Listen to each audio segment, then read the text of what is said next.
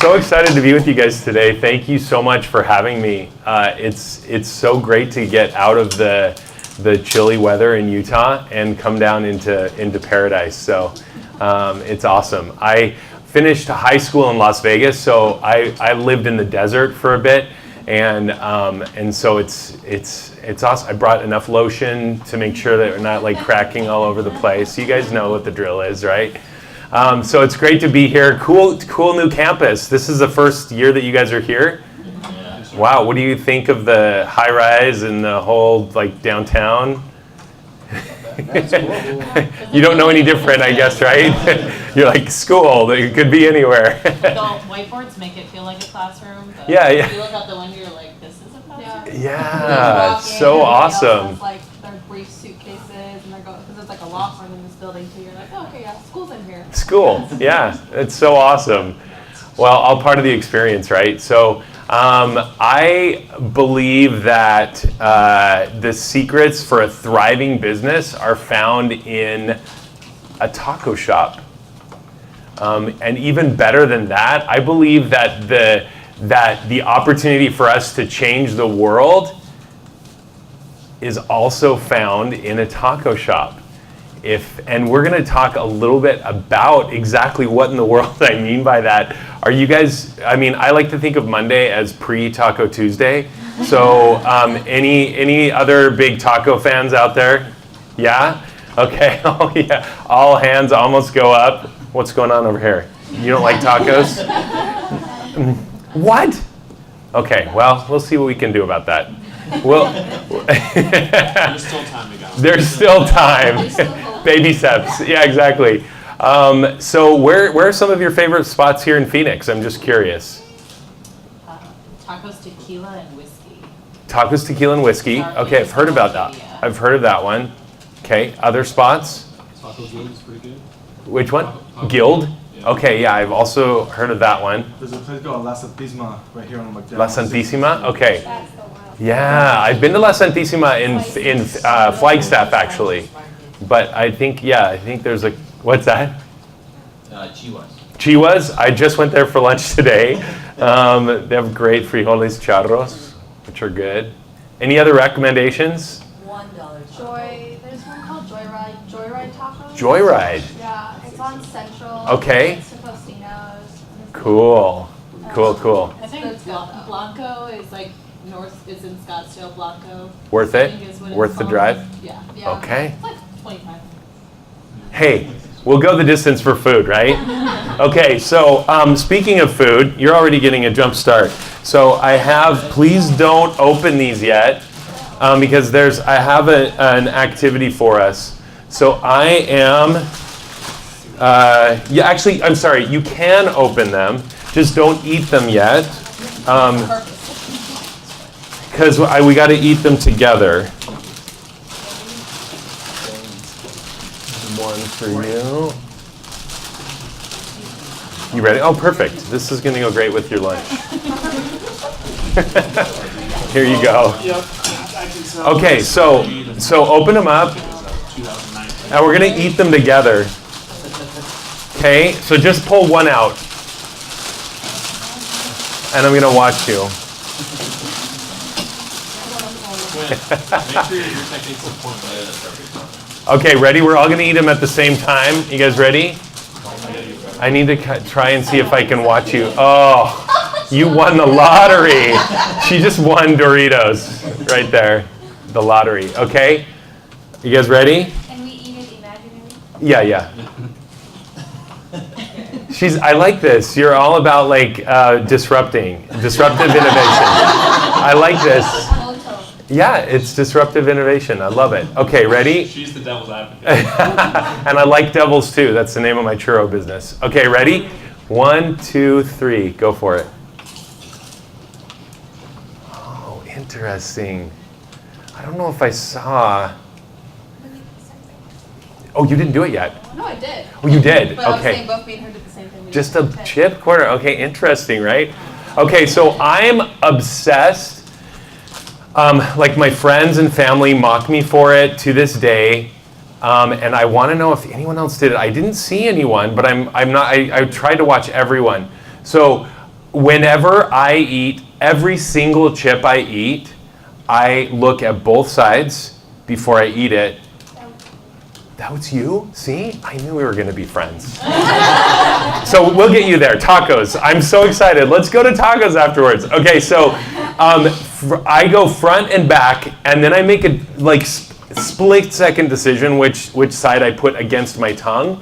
I go flavor side down. You with me? You too? I think that was some chips. You do only sun chips? Yeah, but I Okay. think Doritos are more like fully covered. Okay, so even the fact that he notices that different chips are covered different ways, I love it. That's so awesome. So I believe in extracting like the most amount out of every moment, even my chip eating. I mean, so I'll like even if it's dark, I'll turn on the interior lights in my car so I can look at both sides of the chip. It's like crazy obsessive, right? But I love it, and that's the perspective, and that's kind of my MO with everything that I do. I want to get the most out of every experience that I have, and I believe that the experiences that we have as consumers, but also as businesses, can help us really be able to. We can make those experiences the best that we can, and we're going to talk about why and what are the results when we do that. Like we've already established, I'm totally obsessed with tacos. I have a taco Instagram account, and I sometimes wonder if there's a taco out there dreaming of me too. I like literally everywhere I go, I'm looking for tacos. One of my let me tell you about what I've learned in all of my taco adventures. I've spent like all of my adult life searching for the perfect taco. I lived in Mexico for 3 years.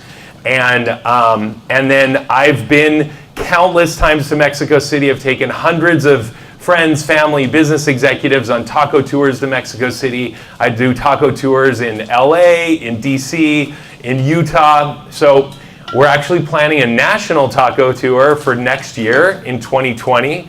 And so you're all invited. We're going to take 2 months to find the best taco in America and the best taco experiences, and this is what these types of things are what we're gonna learn.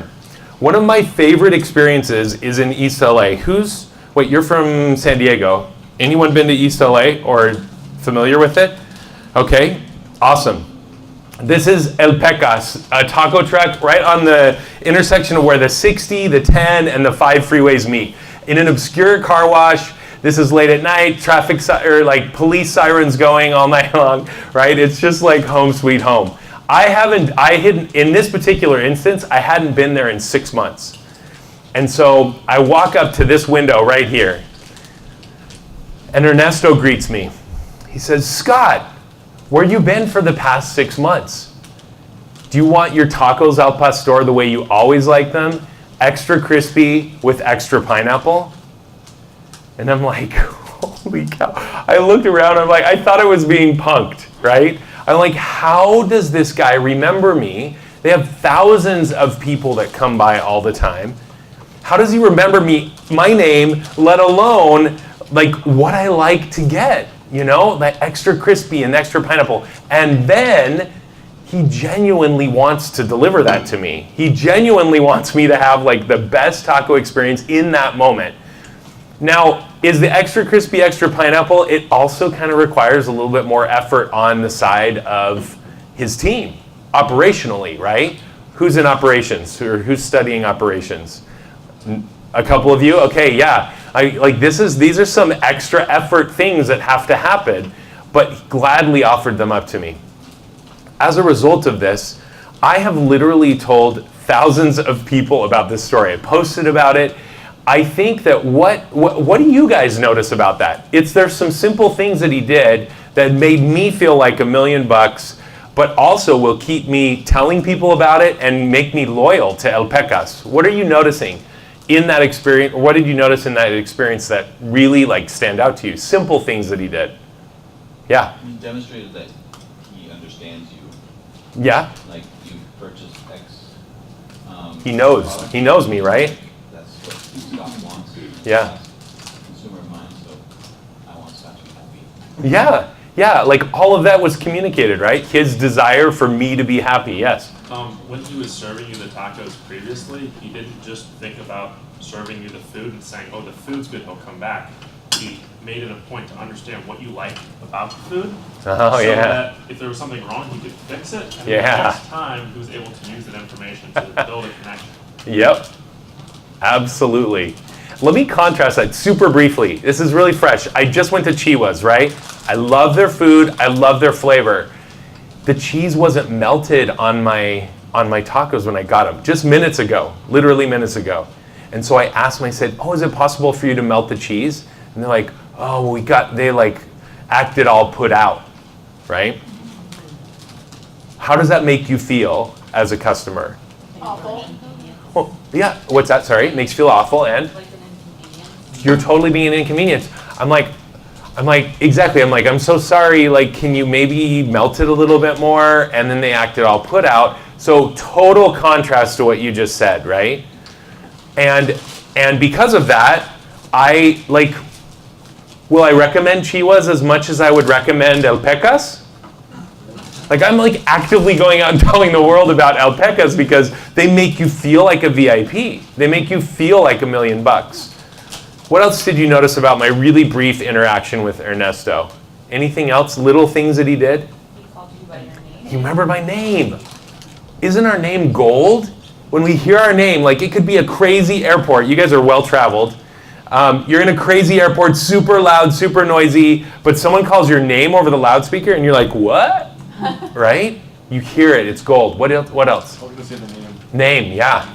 Anything else, Darcy? Timeframe. What's that? He said 6 months. He knew the last. He knew, right? Totally. All these little details that he knew about me and about my experience. So let's think about that as we're crafting, or as you're thinking about what you're going to be doing and the influence that you have as business leaders going forward.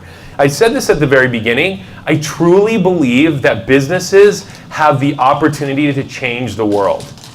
And it's because of a picture like this. What is going on here? We are having, each of us, at any given moment, at any given day, we are having hundreds, even thousands of brand interactions, right? Think about how many brands you are touching right now. Like how many brands are on your body? Hopefully, you got your clothes.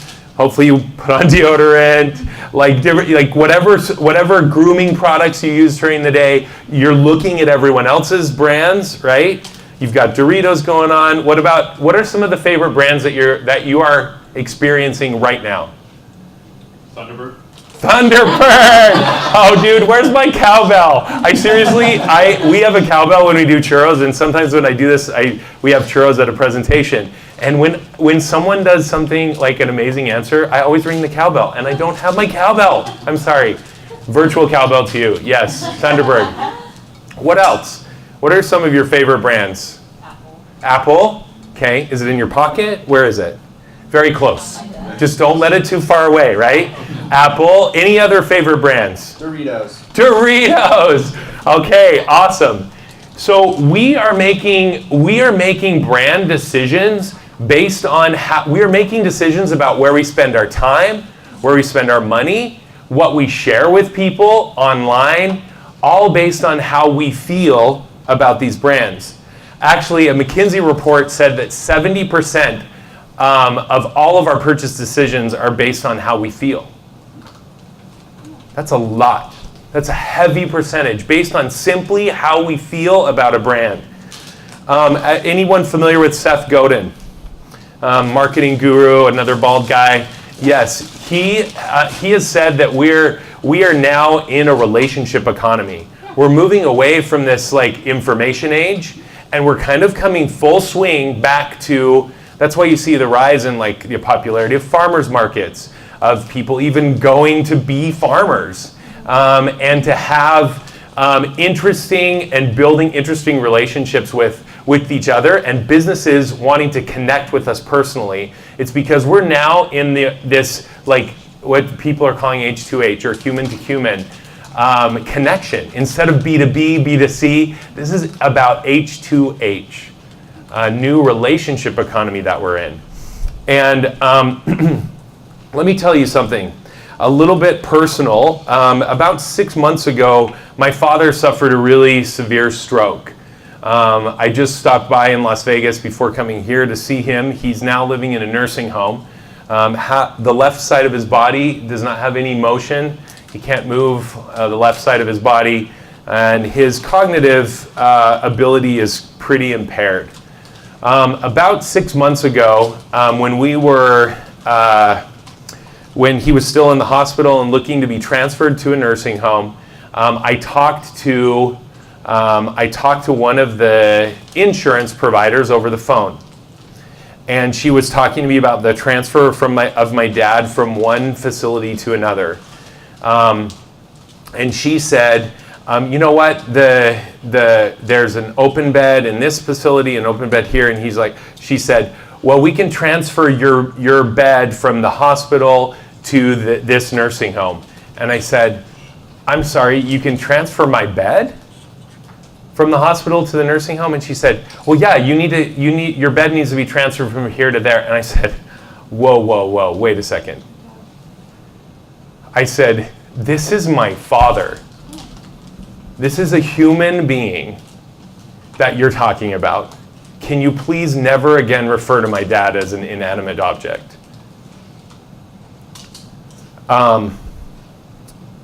It's something that's really impactful for me because I also was a nursing home administrator and I know what that's like. One of my absolute pet peeves is when, and we would tell our team, I'm like, we're not like bed A, B, or 2A needs their IV changed, or 16B needs to have their briefs changed. No. Those are human beings. We refer to them with their names. That was a pet peeve of mine. I said, look, if you can't get on board with calling people by name, please go work for our competitor. We're doing something different here. That's the importance of H2H, of relationship economy.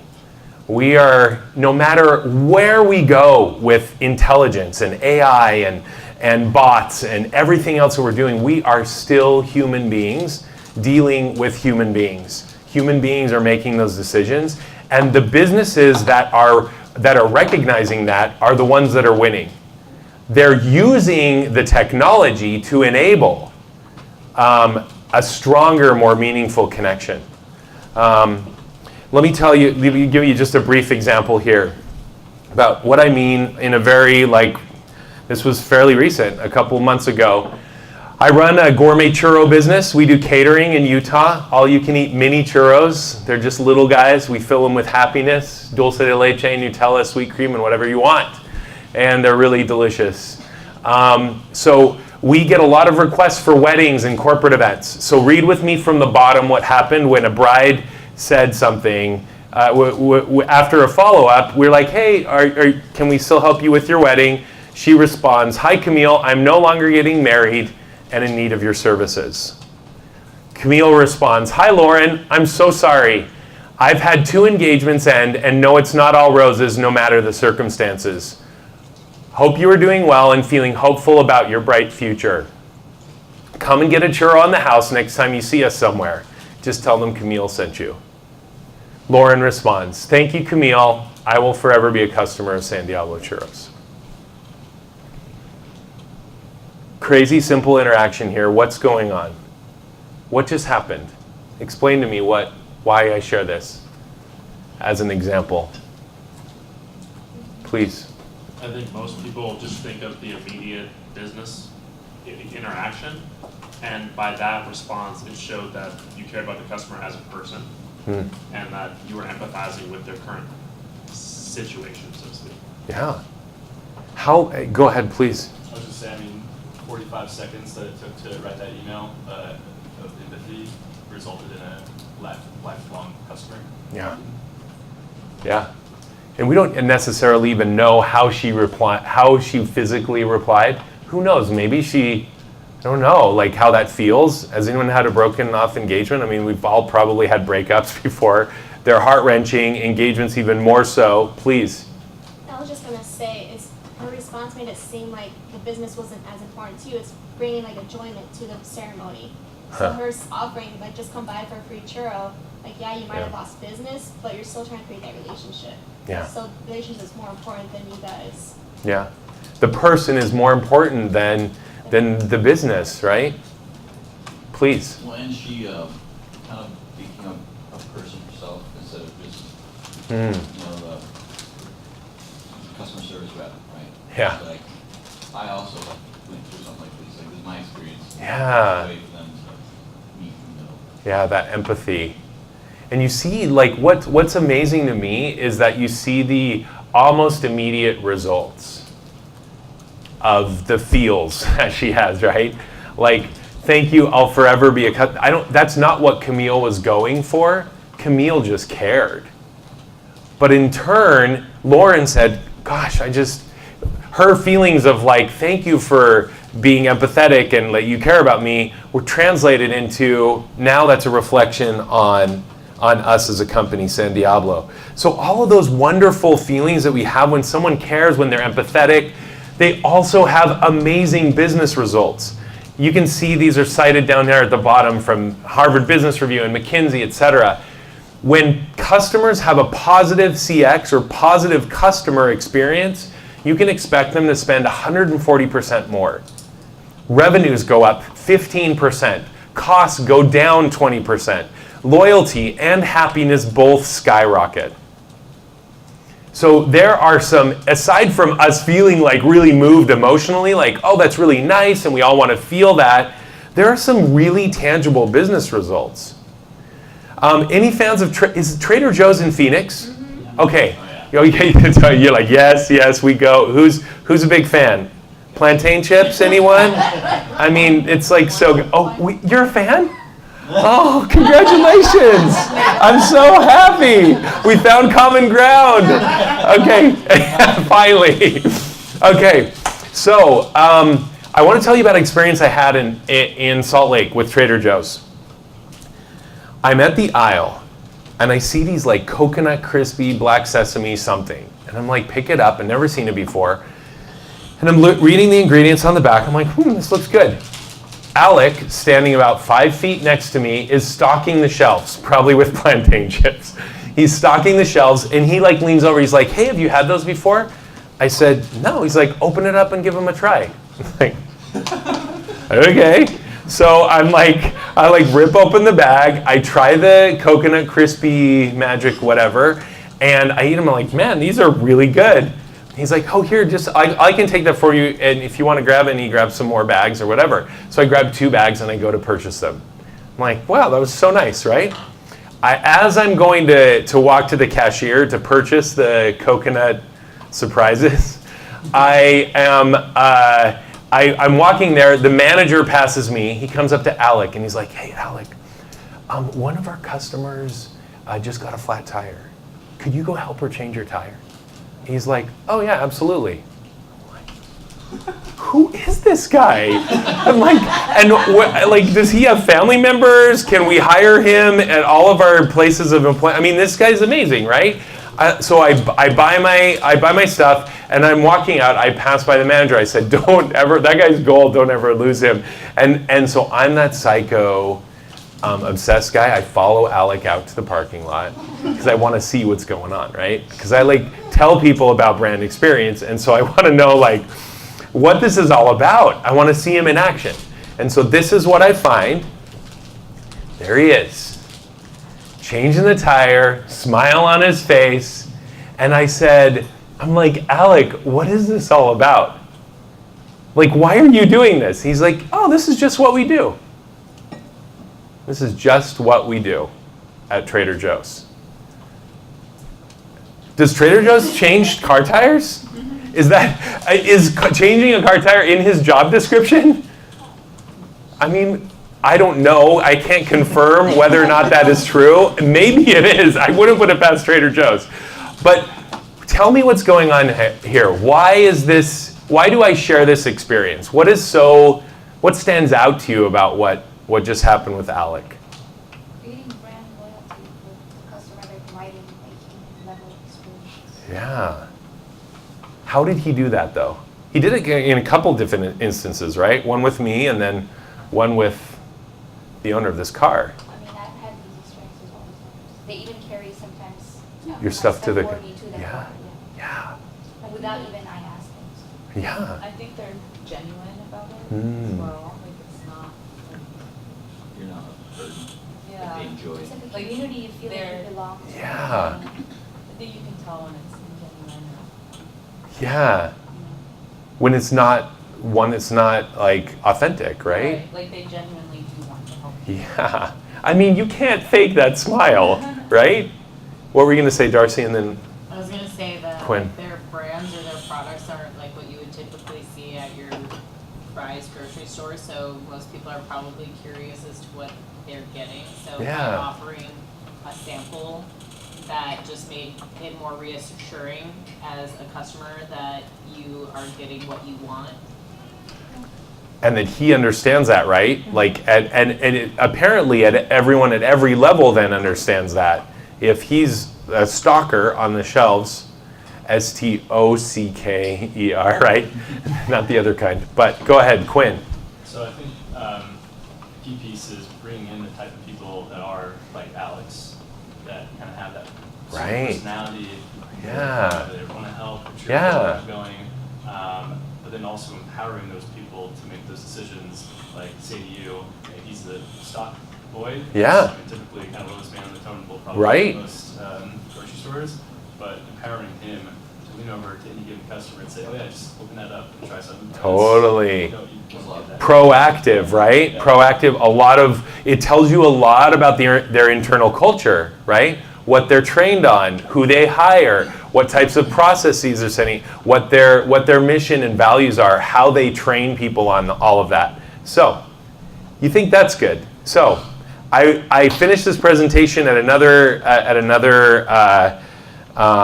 opportunity, another speaking opportunity, and Emily comes up after the presentation and says this to me. She's like, "You're never going to believe what happened to me at Trader Joe's." I said, "Okay, try me." So she said, "I was at Trader Joe's with my husband, and we are at the checker at the cash register. The cashier says, how was your day?" Totally normal question. I mean, typical from especially Trader Joe's, because they're really friendly. "How was your day?" What do we normally respond? Good. "Fine, good, yeah, it's pretty standard." And she's like, I thought about responding pretty normal, but then I said, I'm going to tell him what happened. So she said, "Well, actually, my husband and I bought a car." So the cashier reaches around behind them, grabs a bouquet of flowers, and says, "Congratulations," and gives them a bouquet of flowers. Right? I mean, you're like jaw dropped, right? What? Inventory. What's that? Here we go. We're missing 19,000 Okay, flowers. great. Okay, this is legit. That is a legit concern. So, but tell me what's really going on here.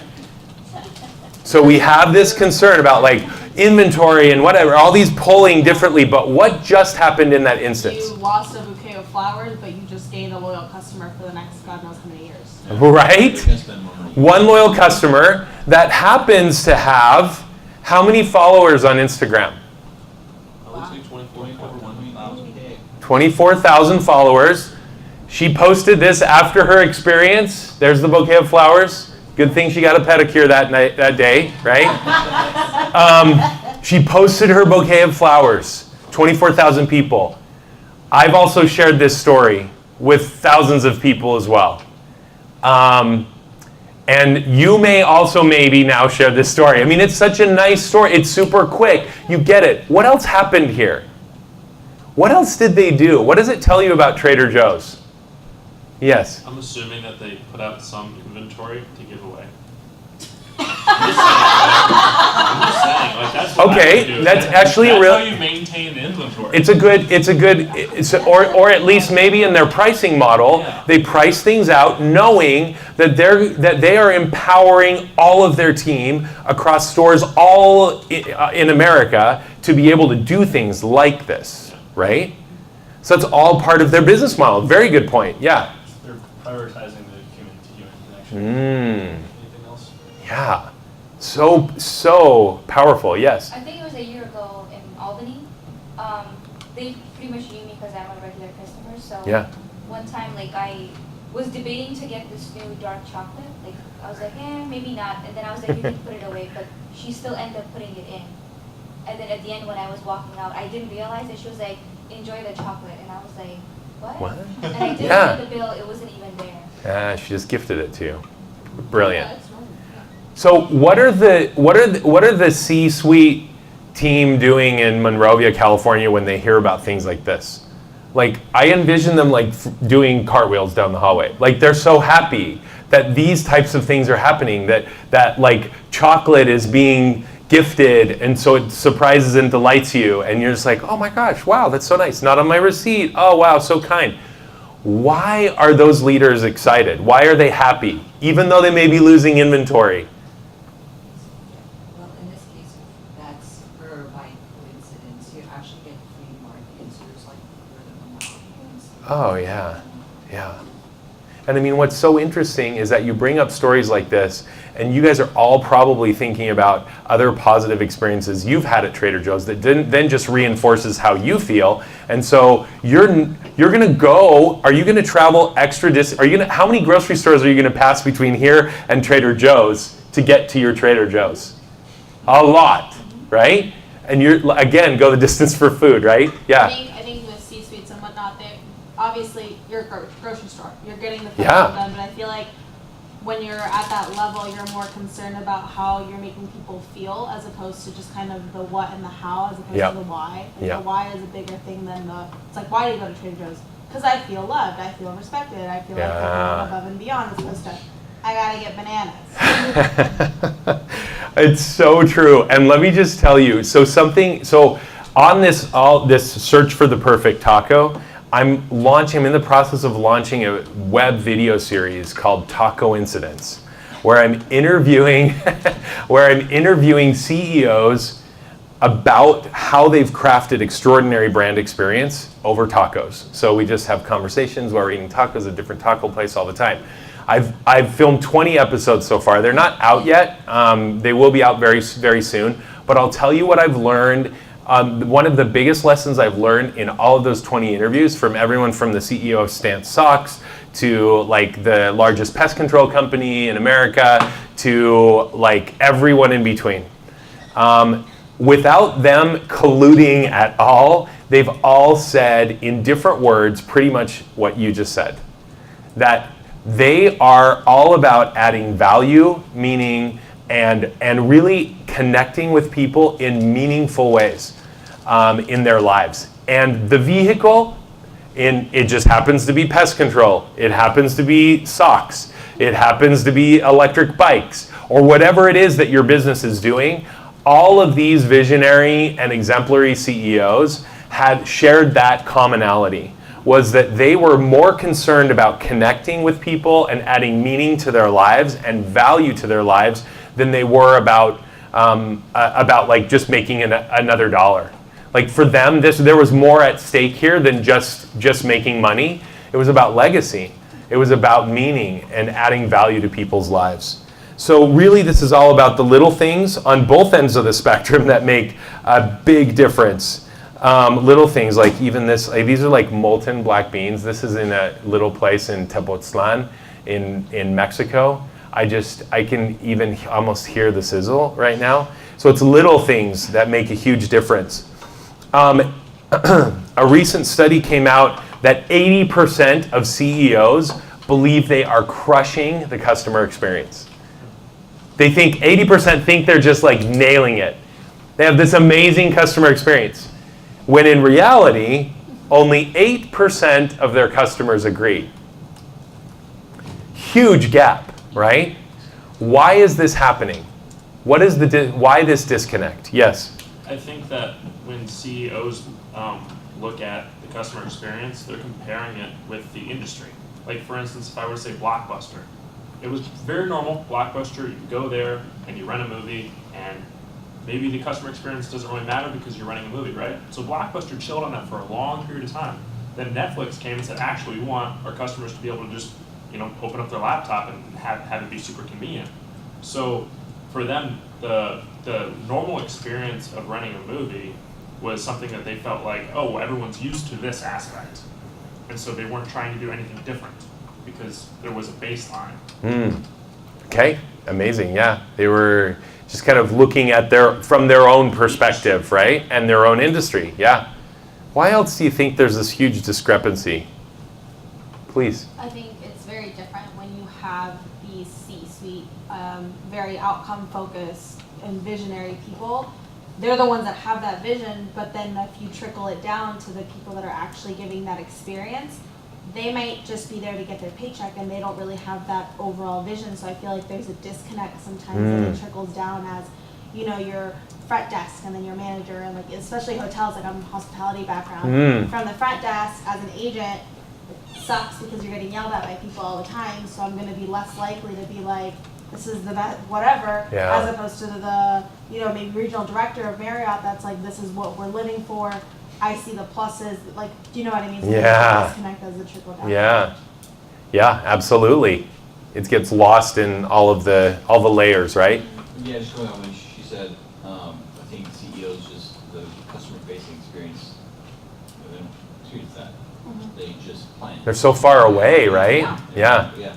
And so, I mean, politics even feel like similar where even politicians, like, they don't ever really reach themselves to the vote, you know? Yeah. So they're just like, this is our plan, but they don't actually hear the voice of the people. They're not listening, right? Yeah, absolutely, yes. It also has to do with how you view your employees. A lot of people view employees from the mindset that their employees are incompetent and they have to have this rigid structure for them to be successful, because when you have an employee go change a tire, you are exposing yourself to risk.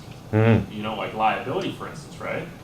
But if you come in with the mindset that your employees are dynamic team members that are very capable of doing amazing things, then you have a less rigid structure. And I used to work at Enterprise, and for the most part, we have a very flexible structure. If I wanted to stay late to go pick up a customer, I could, and I wasn't going to get in trouble for it. Right. That was something I really liked. And when employees feel like they're being handcuffed, I think that's when the company does a disservice to itself. For sure. And they're not creating a culture of empowerment where everyone at every level can deliver on this vision.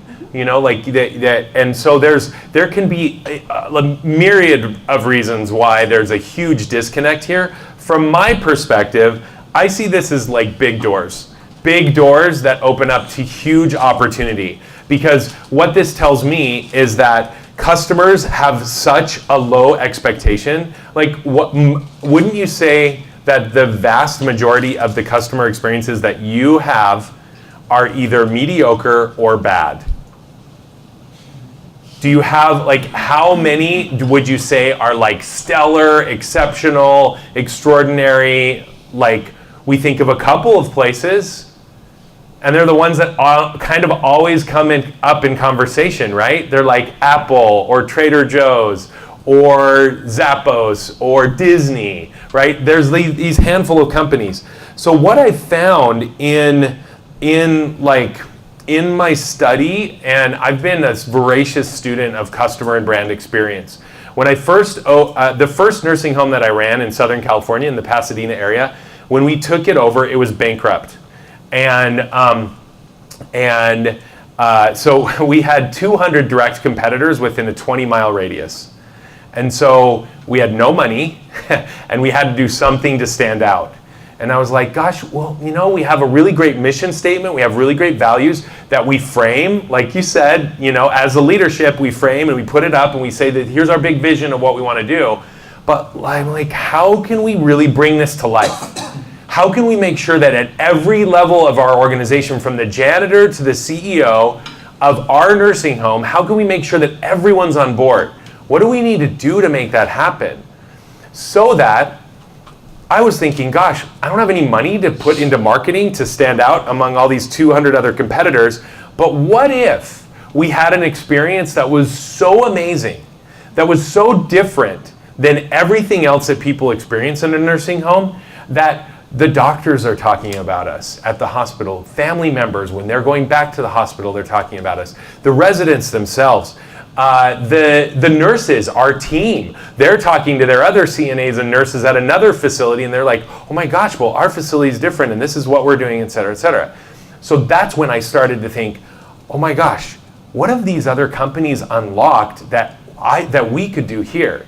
I started to study about Nordstrom, Disney, Zappos, Chick-fil-A, In-N-Out. It doesn't, like the Ritz-Carlton, it doesn't have to be a 5-star hotel, but like you still feel that at In-N-Out, right? Or at Chick-fil-A. And so I started studying them and pulling all these principles about what they're doing to put together a system and a framework that we implemented at the nursing home. And then from that point forward, within a year's time, not only were we out of the red, but we were in the black. We were just under 5 million in revenue for the year. And it is because our amazing team like rallied together around this idea of, we're going to create something different and special. When you come to our nursing home, it will feel different. And it were so many little things, like every single person we offered a bottle of water to. Every single person. That was just what we did. It was our shiny floor, right? What do you see when you see? I never knew how important a shiny floor was until we shined it. Because then you shine it and people are like, whoa, the floors are so nice here. I'm like, oh yeah, totally. Like it's the same floor. It's just as clean as it was yesterday, but now it's shiny, right? And so everyone thinks, and we called people by name. We smiled. When the doctors came, a doctor loved Reese's Peanut Butter Cups. We had some Reese's Peanut Butter Cups waiting for them. Not only that, but then those doctors started, I knew it was like going to be a big feather in our cap once a doctor referred his or her parents to live in our nursing home. That's when you know that you're doing something right. And that happened a couple times, along with, actually I don't know, I haven't told many people this, but David Hasselhoff's Knight Rider. And we were walking down the hall. I was going to tell this, but we were walking down the hall, giving him a tour of the facility. His cell phone rang. Ringtone was the Knight Rider theme song. No joke. I'm not joking. I turned over to him. I'm like, that's awesome. I'm like, oh, hang on to that, David. Okay, so what I've learned in all of my study from running a nursing home, a home health agency, and then we implemented this system at Surf Air, at the first all-you-can-fly membership airline that we started. And now I'm doing it at the churro business. But what I've learned is that there's kind of 4 main principles in action here. And these are the 4 principles. And they're simple, but I've seen them play out in all sorts of things. The first one, and they conveniently spell the word taco. It's an acronym. I don't know how that happened. She's on board. Are there tacos in Afghanistan? Could we do something about that? You know what, actually, I think so. Do you know the al pastor taco? Maybe you don't, but it's the spit, the pork on the spit that you shave off. Yes? Anyone? Yes. Okay, good. Okay, so the al pastor taco actually came from Lebanese immigrants to Mexico City, mid-1900s, and they brought that style of spit cooking to Mexico City, and then the Mexicans just made it their own with their own seasonings and the pineapple on top, and put it in a tortilla, which of course, right? Which is beautiful. So, taco, the first one, the fundamentals. The fundamentals being, whatever it is that you're doing, it has to work. Like your electric car has to work. Whatever it is, like if you're selling food at a restaurant, your food has to be delicious. They're fundamentals, whatever it is that you're doing as a business just has to be in place. So that one's pretty simple. The next one, always different, positive, and special. What is this? A sloth. Yes. Let me tell you about this. Was forever emblazoned in my mind. Has anyone been to Iquitos, Peru? Amazon jungle, where the heart of the Amazon River starts. It's the largest city that's only accessible via boat or air. And we're in this jungle, beautiful, lush jungle city, Iquitos. And you guys have been in developing countries. Anyone been to a handicraft or artisan market when you're going there? And you see stall after stall after stall, all the same stuff, right? Exactly the same stuff, exactly the same price. And I was in between my schools, or my years in business school, and so I always have like my customer experience and marketing glasses on. I can't take them off, and so I'm walking down this market, down this hall, and I'm like stall, all the same, sea of sameness, right? I'm just thinking, oh, these people gotta understand the importance of differentiation, right? I'm like, how can we help them understand? Just as I'm thinking this, I look all the way down the aisle, and there's this stall that is just like bursting at the seams with people. So many people crowded around this stall, so I'm like, what is going on down there? I walk down there, and everyone is crowded, standing in line, taking pictures of a live sloth. So in this guy's stall, he has a live sloth that you can hold and take a sloth selfie with. And who doesn't want a sloth selfie, right? And then you hold this sloth, it's like bristly hair, really bony, wiry, and the 3 toes are like grabbing you. It was amazing. So you tell me, in this market, who would you think is having the most successful day from a financial perspective? The sloth. Yes, the guy with the sloth. The guy with the sloth. Why? Why do you just automatically say that? You're waiting for the sloth. As you're waiting, you look down. You're like, oh, I guess I could buy this, because when you're walking and everything's the same, you're like, everything's the same. Why would I buy it? But it just adds value because he has a sloth. And what are you feeling when you're there with the sloth? Oh, right? Yeah, you got all these good like vibes going on. Yeah. It was also now you're selling like an experience. Like, so you want the sloth, whatever. So you're like, I'll just get one from any one of these things at the end of the day. Like, what should you random pick? But now it's like I will get it from him because I get an experience plus. Yeah. And you feel like he cares about you. yeah, it's more people. Right? You're like, oh, my purchase is going to help him and his family, and then it's not even about what you're buying, it's about I'm helping you. Well, and what happens, your endorphins go up, right? You're like happy, you're taking this, you've never done this before, new experience, you're like, oh wow, here's a sloth. So I ask, as you guys are looking out, not just at like what business you're gonna run someday, or maybe running right now, but even your lives. Like, what is your sloth factor? What is your sloth factor? What differentiates you? What differentiates your business from a sea of sameness? What makes you different and special and positive? So that's the second one. The third one, consistent commitment. When I worked again in a nursing home, the biggest source of complaints in a nursing home is what? Unanswered call lights. You guys know what a call light is? The button that says, hey nurse, come help me. That lights up outside the room. We would tell, my business partner Elizabeth and I, we would tell our team, we said, look, if you ever, because we would tell them along the lines of like vision, where we want, it is everyone's job to take care of our patients, our residents, everyone, no matter what. I can't legally do an IV or do anything like that. You don't want me to do that. I can't do that, but I can answer and get someone to take care of that. And so we would tell our team, look, if you ever find Elizabeth or me passing by a call light that we don't answer, we have to give you $20 out of our pocket immediately. And so you better believe that everyone is, like our entire team is watching us to make sure that and I think sometimes every once in a while they'd be in a room like pushing a button knowing that we're going to be walking by just to see if we do it. Our consistent commitment. I remember a time when one of our residents left their dentures on a tray, and one of the CNAs cleared the tray and put all the stuff in the trash.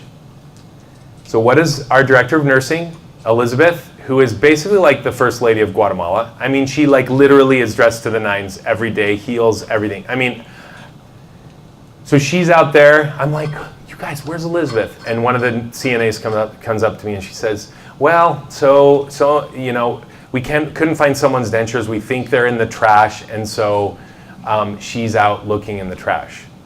I'm like, I can't. So I walk over there to the trash area, and there's Elizabeth with one of our nurses, gloves on, in her high heels, dumpster diving to find these dentures. They found the dentures, but I will tell you that those nurses, and myself included, we would walk through fire for Elizabeth. Because she is consistently and constantly committed to what our vision and our mission was. It is everyone's job to take care of our residents. And no one is above or below anyone else. We're all on the same playing field. Let me tell you the last letter. Again, you're not necessarily supposed to use articles when you do acronyms, but we're breaking all the rules. So, oh wow, right? So this is the O in taco. This is that extra little bit. This is that cherry on top. This is the pilon. In Mexico, they talk about the little bit extra that you put on. This is something extra special. Let me tell you about Los Machetes. This is an obscure taco place in Mexico City. They've been making tacos as long as your arm for about 52 years. They look like machete blades. That's why they're called Los Machetes. Okay? And so let me show you what happens when the owner, Amparo right here, invites me behind the velvet rope and lets me tell. I want you to watch and see what happens and why this is an oh wow. Uh-oh.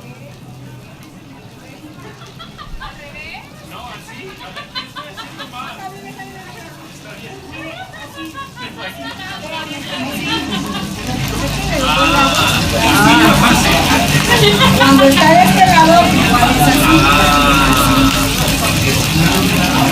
así. Así. De allá para acá.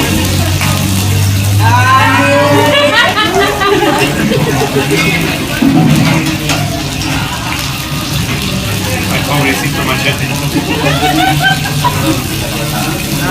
Ya me pareció.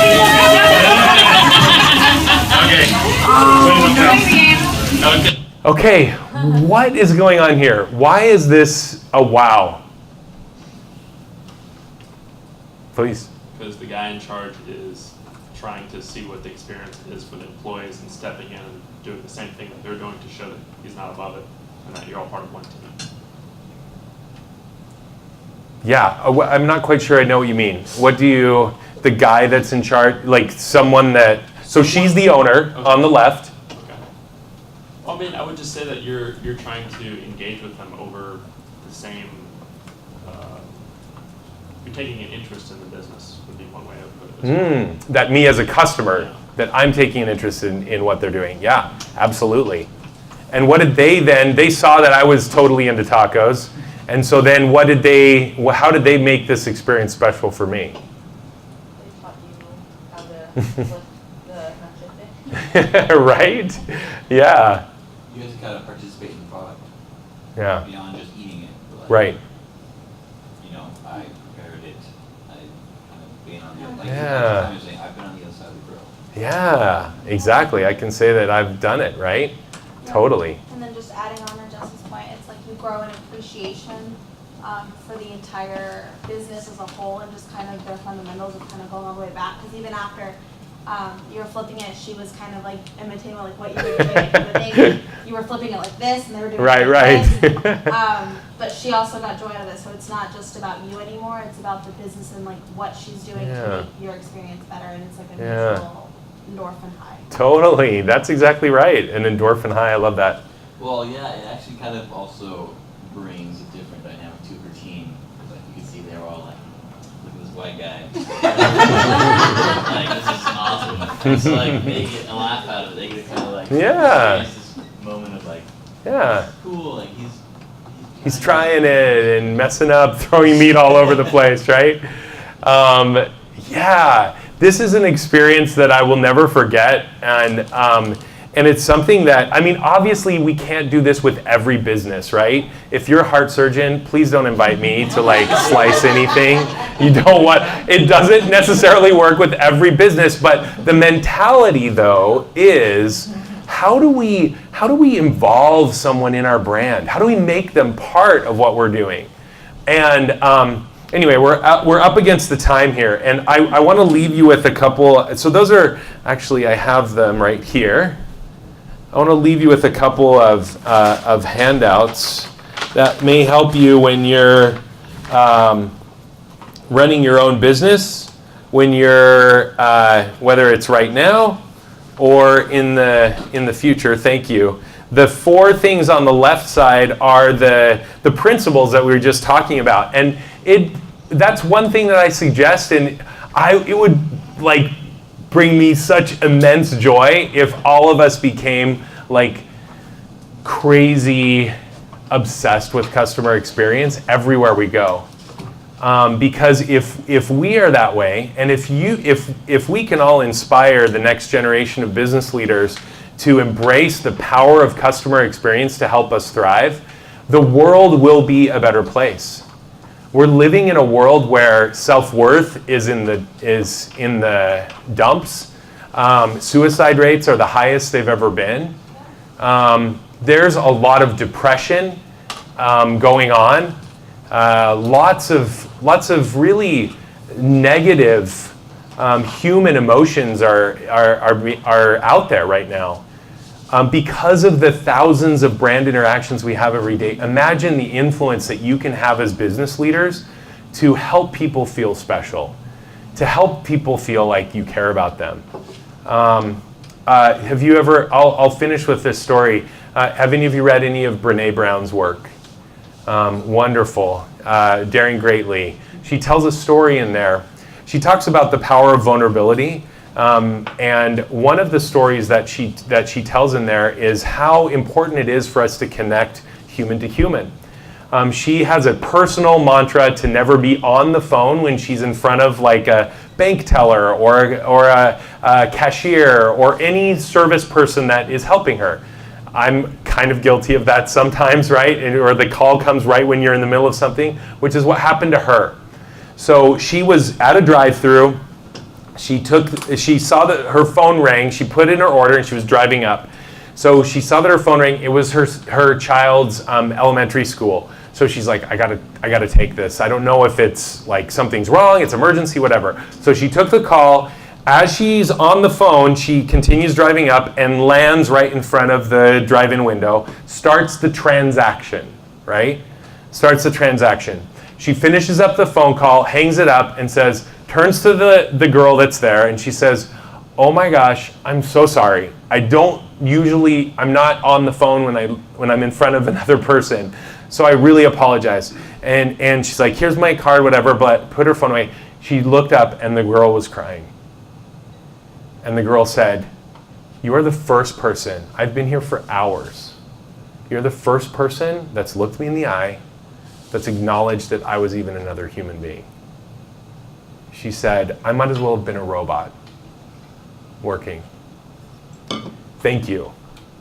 For anyone that's spent any time in the country of Nepal, I know Jesse has, they have one of the most beautiful internal characteristics of their culture that has changed my life forever, which is the whole culture and concept of namaste, which means, vaguely translated, the divine in me recognizes the divine in you.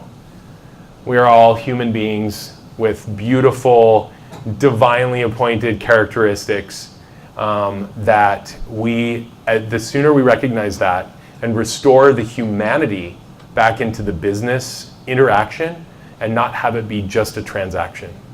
The sooner that we do that, the more we will thrive, the more you will leave a lasting legacy for good in the world.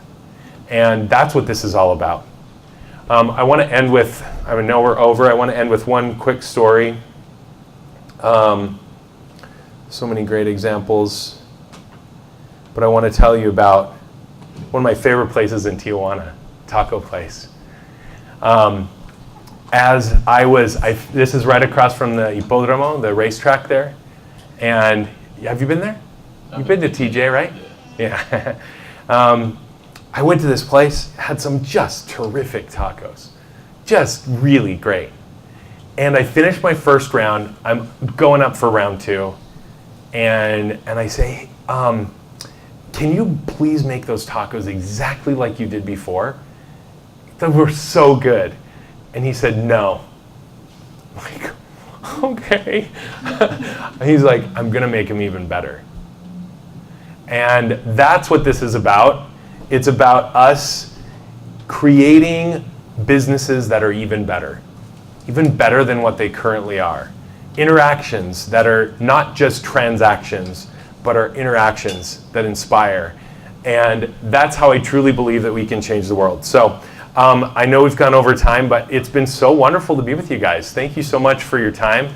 I'm happy to stick around if you guys have any questions or you want to talk more about everything from how we're going to convince her to start to love tacos to or brand experience, the power of brand experience, anything in between. But it's been so wonderful to be with you guys. Thank you for taking the time.